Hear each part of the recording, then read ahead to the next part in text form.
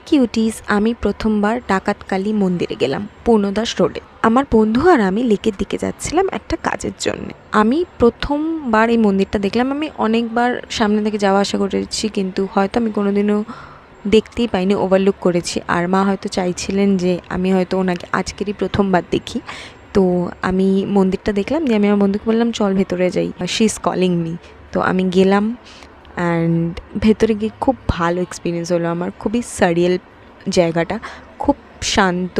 ভেতরে গেলে তোমাদের মন ভালো হয়ে যাবে, আর মায়ের মুখটা দেখে তো আরোই মন ভালো হয়ে গেল। তোমরা যদি মন্দিরটা গিয়ে থাকো তাহলে অবশ্যই করে আমাকে কমেন্টে জানিও, আর যদি তোমরা এখনও না গিয়ে থাকো তাহলে অবশ্যই করে যাও আর তোমাদের এক্সপিরিয়েন্সটা শেয়ার করো। মন্দিরে ঢুকে প্রথম এক্সপিরিয়েন্সটা কি হয়েছিল, আমার তো খুবই ভালো লেগেছিলো অ্যান্ড আলাদাই অনুভূতি। যদি তোমাদের ভিডিওটা ভালো লেগে থাকে তাহলে অবশ্যই করে লাইক করবে অ্যান্ড ফলো করবে, আর জয় মা কালী বলে কমেন্ট করো। টাটা।